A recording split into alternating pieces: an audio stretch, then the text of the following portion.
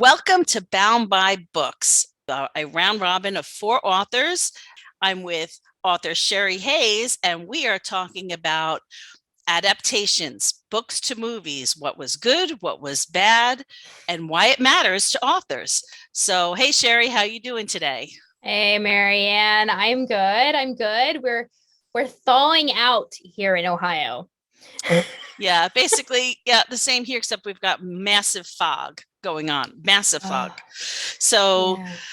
for aspiring authors and people who are just kind of mid-listers and so forth, it's kind of a pipe dream, wouldn't you say, to have one of your books become a movie? I think when you're starting out, yeah, that's kind of I think when you're growing up, especially if you're a creative person and you write, you go to the movies and you see these stories on this big screen and you just kind of think, wow, it'd be so cool if one of my stories was up there. Like this, it was made into a movie, or it was on television or what, so that all the world could see it. The reality, however, is a little bit bleaker, Yeah. which is kind of what we're going to be talking about today.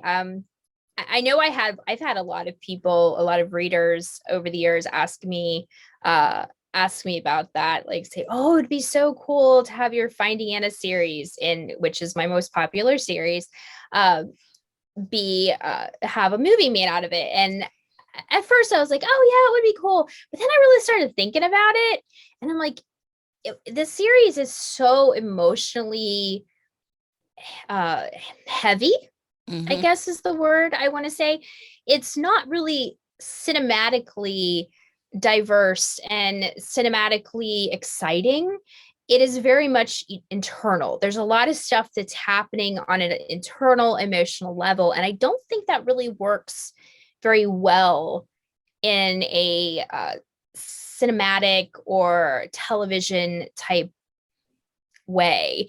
What do you think? Yeah. Have you had readers I've had say that to readers. you? Yeah, I've had readers, and I've also had a couple of my editors. I use Passion Ink as one of my editors, and the company has a proofreader who's by the name of Nan, and she always comes back with commentary. Goes, "Oh my God, I could see it as a movie. I could see it as a movie," and she, especially she, when they did Blood Legacy and when they did Condemned, because Mm-hmm.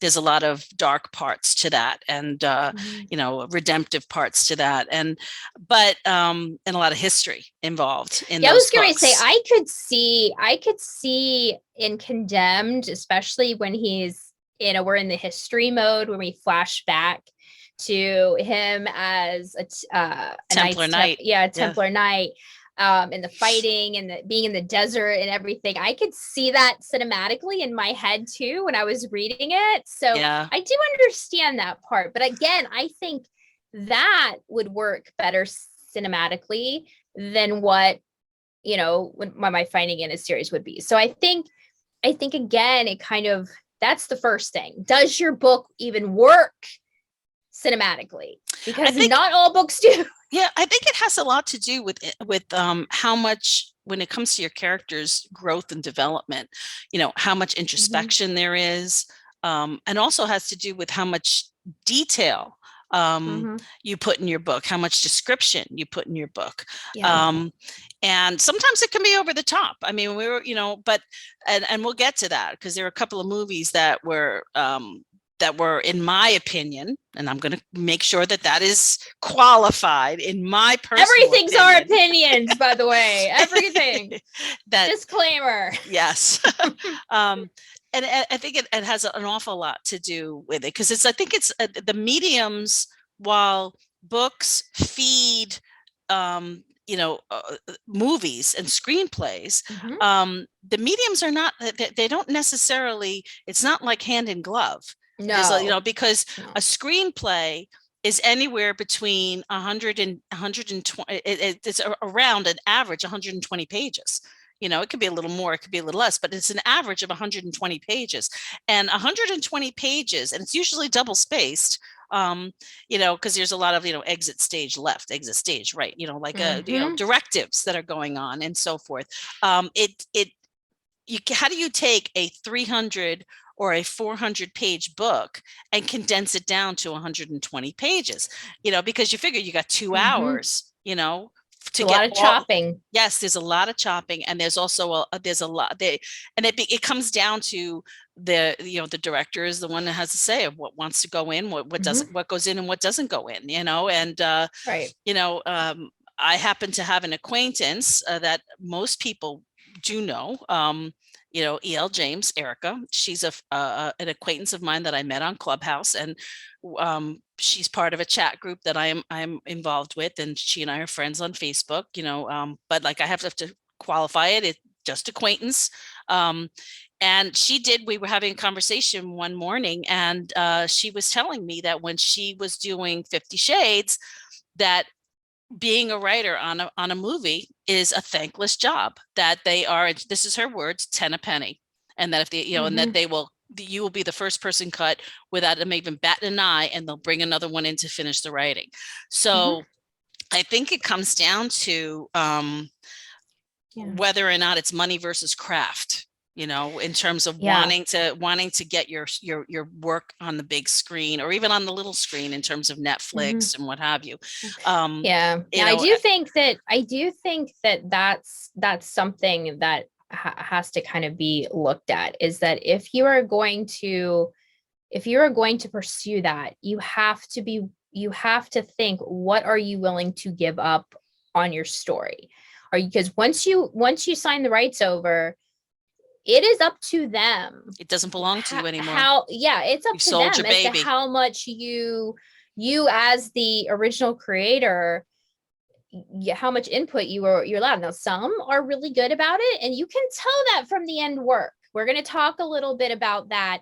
You can tell how much the original author's work was valued as more than just an inspiration piece, but actually for the crafted project that they did, the world that they did, the characters they created, versus those who are like, oh, this is a pretty good basic plot line. I'm going to take just these couple elements of it, and I'm going to just completely change it up and make it a whole new story and put it out there and just call it that, so that I can get this audience. Or inspired by, instead of, and it's something that is, it's a little hard to take, because you're right. You sell your rights. That's it. Your baby's gone. You've sold your baby, and you don't have any rights. And there are very few. Yes. That'll Do that. I was going to say far and few between also, that the author will be kept on staff, on the writing staff, in order to be able to guide the screenplay, and the dailies and so forth.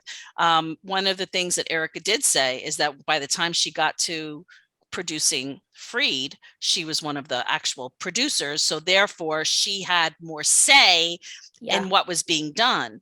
But it's like anything else, you learn as you go, that type of a thing. So and like Passionflix, which is a movie production studio that specifically produces movies based on romance novels. That's what they do. They don't do anything else. They don't come up with their own stuff. They don't do anything. It's all that. And then they do show. It's a subscription service for those who don't know. And other than producing their own new movies based on romance novels, they also play on their site other romance movies that have, in the past, older movies that have been popular. But I have heard that they are one of the few that work with the author from start to finish. I've never heard of them, but that's good to know. That they actually involve the author in the entire process. The author is often on set during the filming and all of that. So they are one of the few. But if you're going with a big studio, that is not what you should expect at all. Now, no, we wanted to talk about some of the books to movie adaptations, that some that were done well and some that not so well. Now, I will say, let's start with well, because I got a feeling that we can go on quite a ways with the not so well. So let's start with the done well. I will say that I think that this isn't a big screen, but this is a little screen. I think the Outlander books to TV show was done and is being done very well. Very well. Yes, I agree.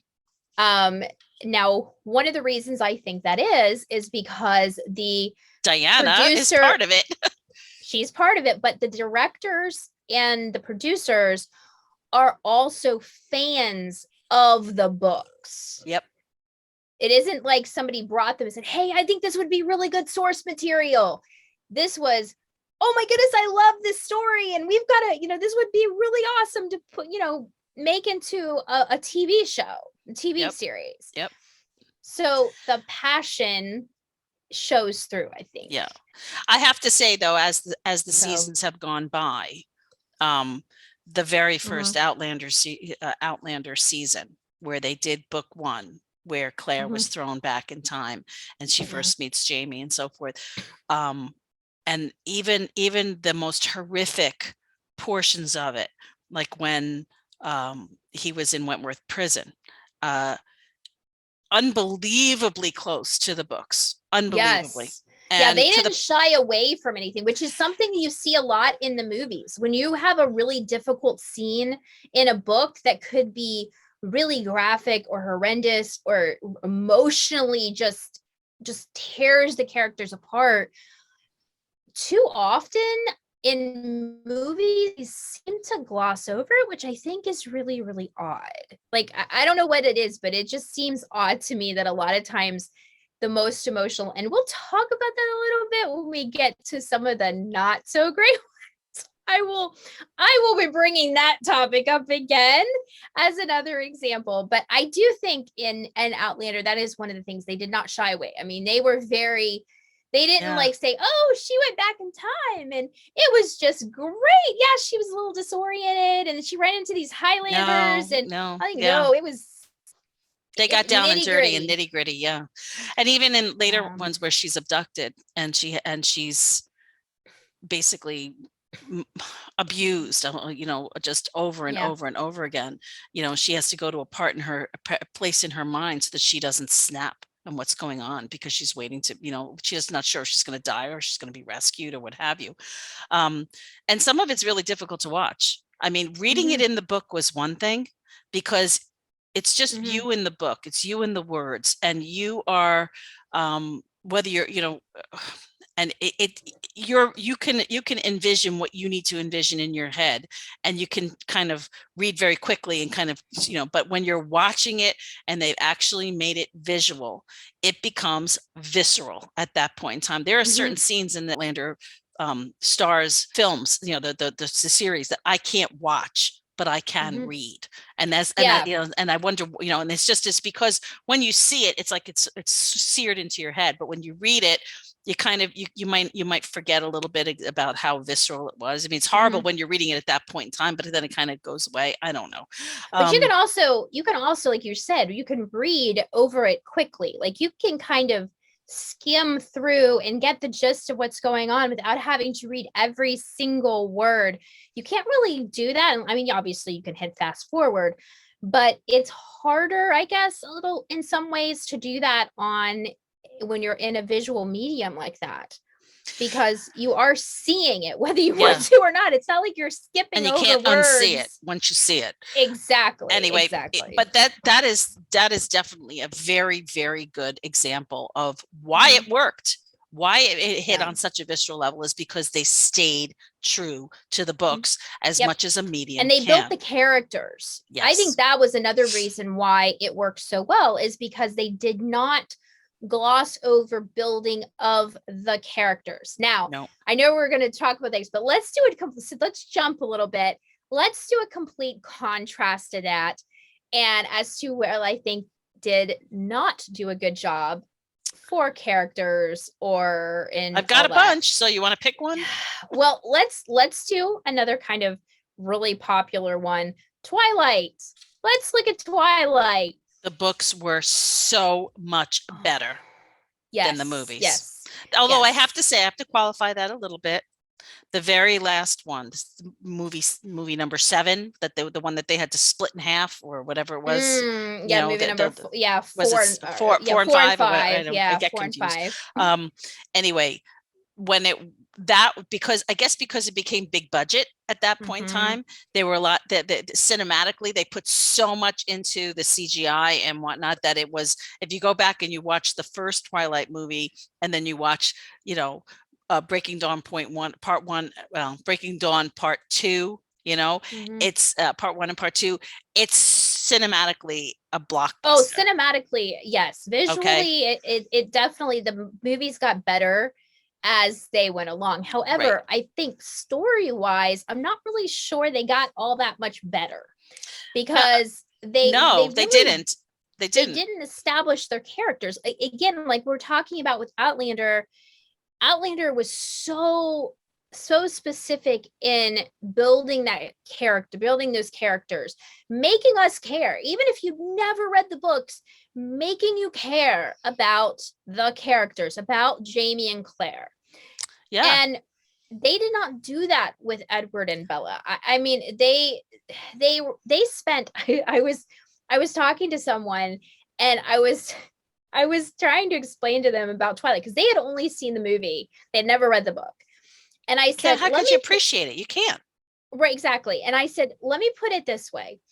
I said, in the book, the last the fight scene that happens with James and Victoria and Laurent, the whole big thing at the end of the first book, that takes place over the course of about 3 chapters.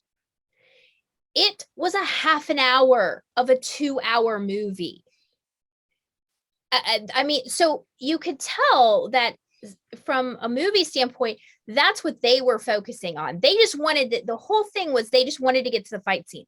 They didn't care about building the romance, the relationship, the connection between Right. Edward and Bella. There They was just so knew they much needed more. to get through that in order to get to the fight scene. That Right. was all they cared about, was that Because fight scene. all of the character development and the relationship building that went on between the two characters, like they completely cut the whole scene where Mm-hmm. she went to go, they were doing blood typing, and she, Mm-hmm. and he didn't show up for class, and she got lightheaded, and they ended up cutting class and going and talking. They had 10 minutes of that when they were on the rocks, and he was talking about how, his family is more like vegetarians, that type of a thing. Mm-hmm. And so it was pretty horribly done in terms of what they chose to keep in Yeah. and what they chose to Yeah, the leave out. building, the relationship building was just sped through so quickly, and it was like you just really did not get, like, it felt insta lovey. Yes. The movie felt very insta lovey, which is not how the book reads. The book reads that they had an instant connection, but lots of romances and lots of things have an instant connection, whether it's attraction or whether it's just like you just feel this pull to this person, like you're really interested in them, and something just make this curiosity about them. Lots of books have that. Those aren't books I would qualify as insta love, and that's how I read Twilight as a book. But when you watch the movie, it's like she sees him, boom, she's like fascinated by him, she has to be close to him, she has to, like, there's this type level, Right. and it's just like boom boom boom boom boom boom boom, fight. the revelation about him and who he is and what he is takes longer in the book, so Much therefore longer. yeah, so therefore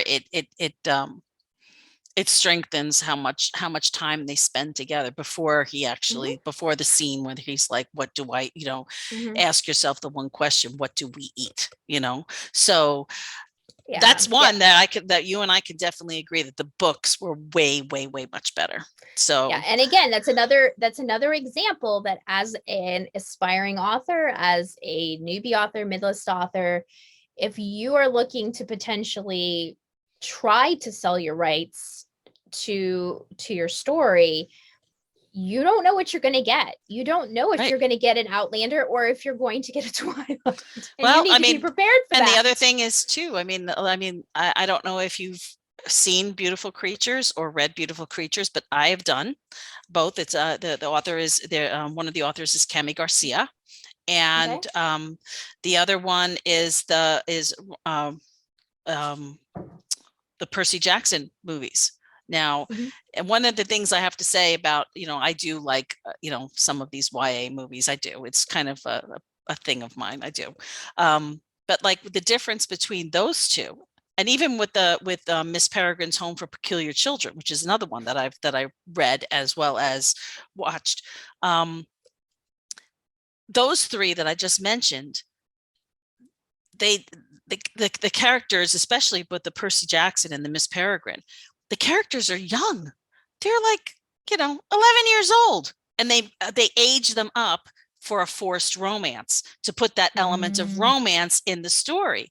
I mean, Percy is like 11, when he goes to the Camp Half Blood. He's not 17. He doesn't fall in love with Annabelle because in the books she's just a friend. Same thing with the characters Miss Peregrine, because they have to have that romance element or else it won't sell, and the mm. teenagers won't go see it.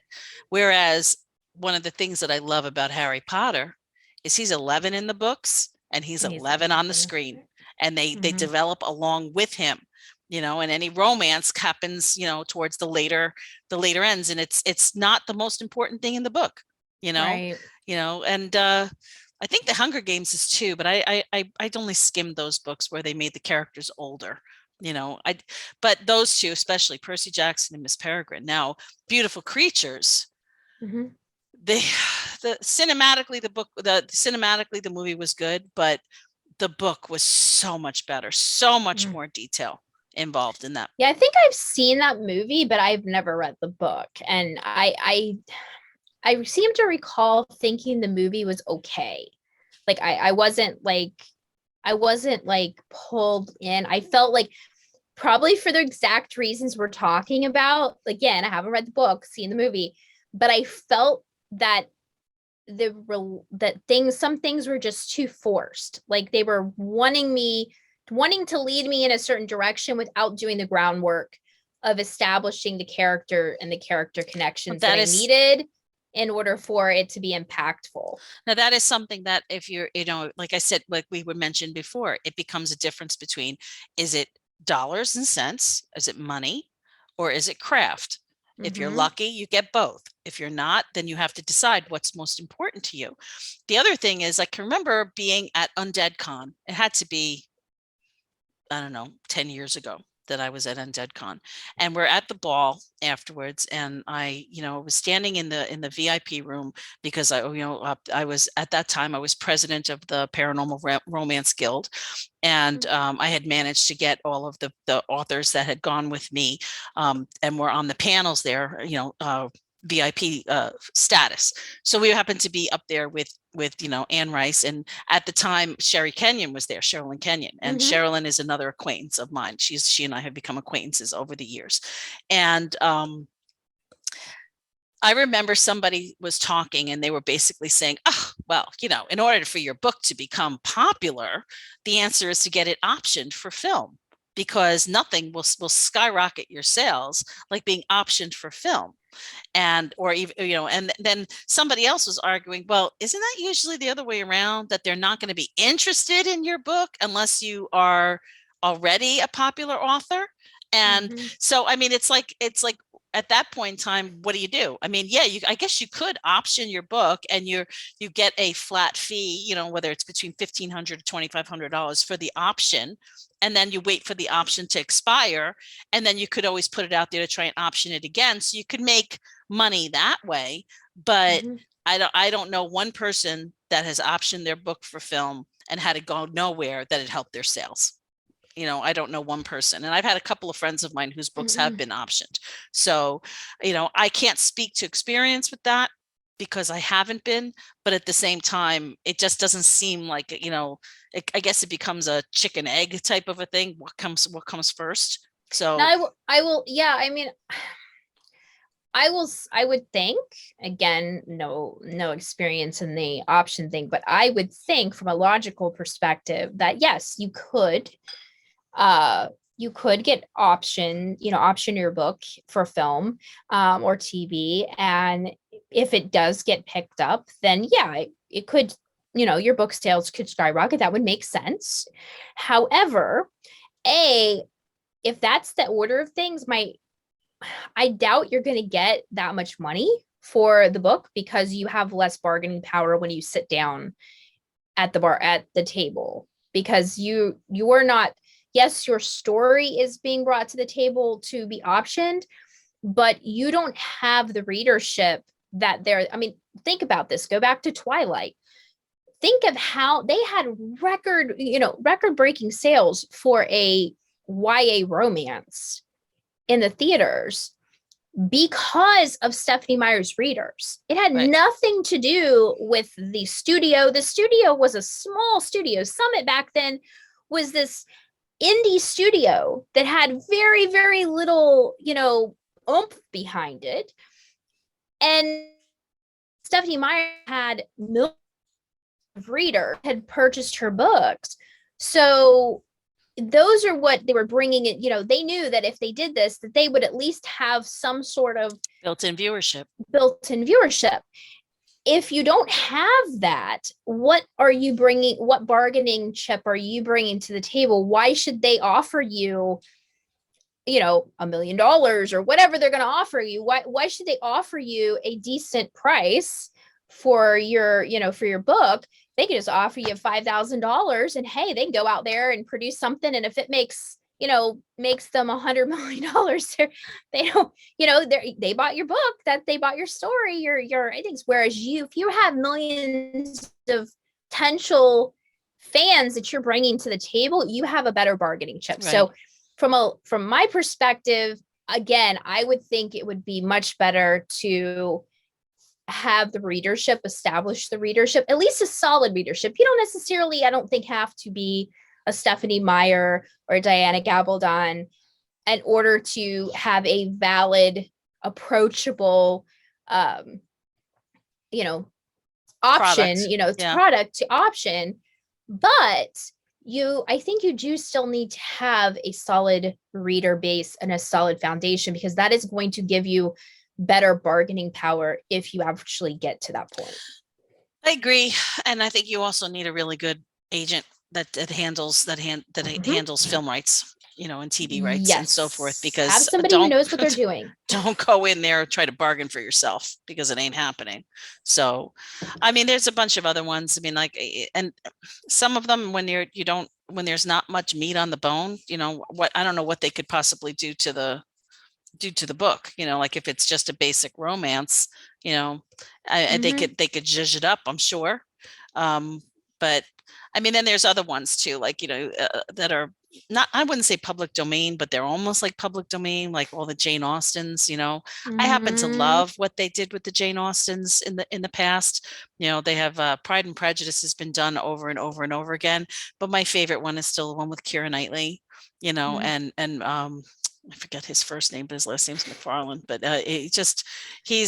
they're just amazingly wonderful in it. And yeah, but there's been some good ones. There's been some good ones done with Jane Eyre too. Yeah, yeah. So but I have to say, what the difference is that, like with Sense and Sensibility, which is another favorite of mine in Jane Austen, they take a book that was written, I guess, whatever it is, it's like, 180 years ago or whatever, because it takes place in like the 1820s or 1810, and they make the characters appealing for modern audiences, and that's not always easy to do, with a period piece.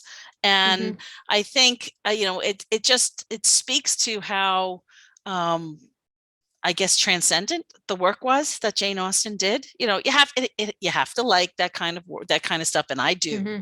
Those kind of classics.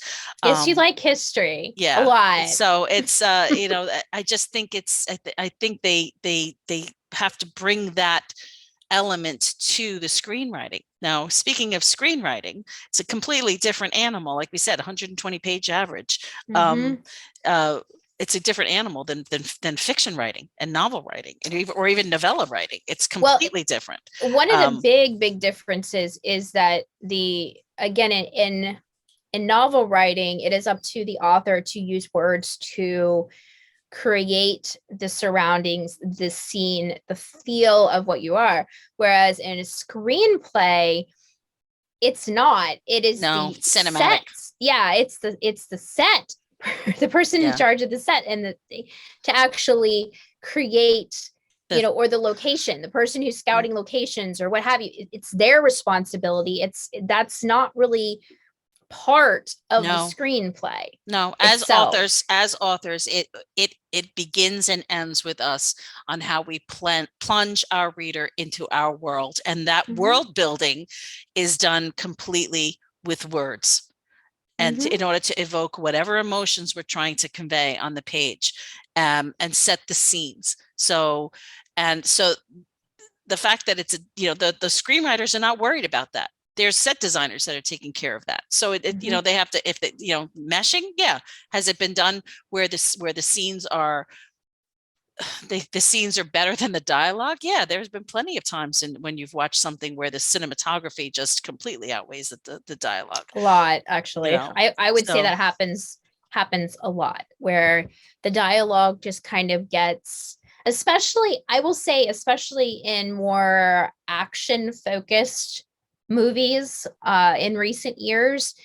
There's a lot of focus on the CGI instead of like I said, the character building, and the dialogue is part of that, because going back to Twilight, they took out like so much dialogue between Edward and Bella, and that was building the relationship, that was building the whole foundation for the rest of the series, so that you cared about these two's the relationship, the risks that they were both taking. And it almost became comical the way they portrayed it in some respects, because you just didn't get the feeling, like in the books you could feel Edward's struggle with wanting to be close to her, but yet not being able to. Well, I mean, and then you could talk about things like Game of Thrones. Okay. I loved it. I absolutely loved the movie or the book, or both. Well, I'm probably one of a very few people who have read the books. Okay. George R.R. Martin is a genius who absolutely walks the line and sometimes steps a toe over into insanity. Okay. He's a freaking genius that you're total authors. Like you're wondering, okay, dude, I would really be scared to take a walk around your house, around your brain, your home base here. Song of Fire and Ice, he will take a chapter to describe a sunset. So, I mean, 10,000 words to, and I'm exaggerating a little bit, but it's like his detail is so detailed that you're like this, okay, let's get to the meat of the story here. They managed to take his epic and create this amazing cinematography. I can't even speak on just how wonderfully they did it, how wonderfully they adapted it, but they had to cull it down, and they had to get to the meat of the story while keeping the feel of this intense, insightful, unbelievably deep world that he brought to his readers in his books, but at the same time to be able to keep their attention, because don't forget, reading is a little bit more of an art form than sitting there watching a movie. It requires effort to read as opposed to just sitting and watching a movie. But with other books where there was no meat on the bone, all right, Practical Magic is another one. If anybody has read the book, not the book based on the movie, but the actual book, for practical magic. Mm-hmm. It has absolutely almost nothing to do with the movie. Nothing. There's two sisters, and one of them is a homebody, and one of them is a kind of a skank, just lost, and feels Mm-hmm. like her only worth is in her sexuality. And then there's the two aunts. And then, but there, what happens in that book is nothing like what happens in the movie. They, I believe her name is Robin Seward or Swigert or something like that. Is the screenwriter? Mm-hmm. She created an amazing movie and an amazing screenplay from nothing, from bare bones, because the book was nothing like it at all. This was a book that I was just like, are you kidding me? I expected it to be just as rich and fulfilling. Well, you would think it would be more so, because again, on the whole, books tend to be better than the movies. Yes, absolutely. They just do, because again, you can dive into those character profiles and the emotion, and you get that connection usually more than you do with a movie. But there are exceptions. Now, I will say the book and the movie No Country for Old Men, that was to me a fairly accurate representation of the book. That was one of the absolute few. Now, that book is by Cormac McCarthy. I read it in book club years ago, and when the movie came out, I was like, oh, I'm gonna check it out. I didn't really love the book, but again, it was just because it was my cup of tea, not because it was a bad book. Now, contrast that with Cormac McCarthy's book The Road, which I loved, but they made that into a movie, and the movie sucked. But you know why? Because the book was all about the interaction and the relationship, the conversation, the dialogue between the father and son as they traveled. And they decided in the movie that there wasn't enough action, so they added a bunch of stuff in there that had nothing to do with what happened with the book, and they lost the character development. They lost the relationship strength that was there. And so it completely fell apart, in my opinion. Yeah. And like in Practical Magic in the book, there's like almost no magic. There's no witchcraft.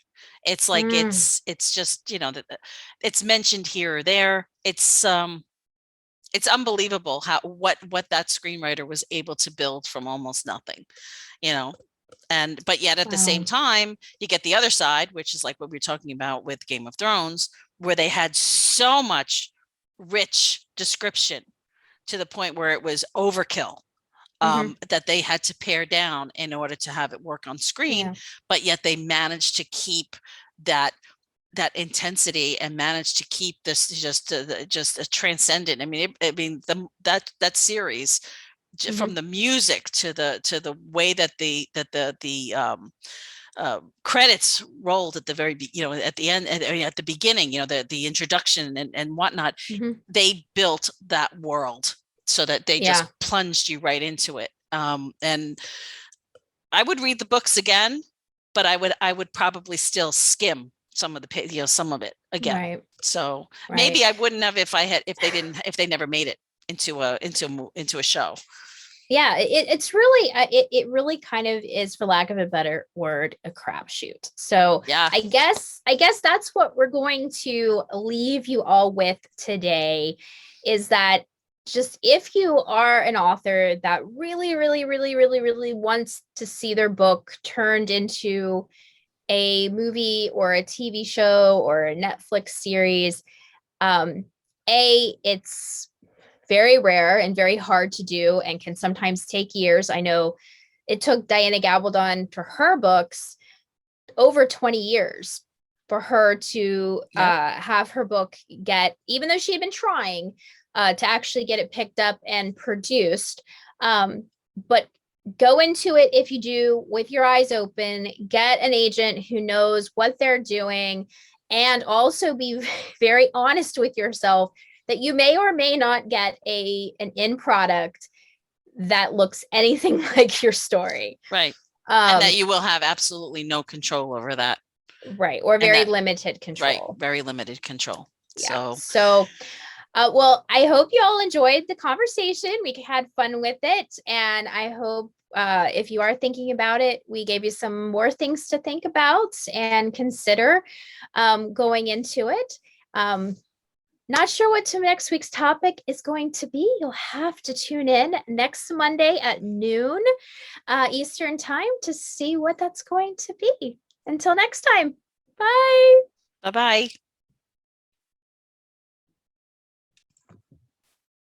Wait! Before you go, don't forget to like, comment, and subscribe, and check us out on our website, boundbybookspodcast.com.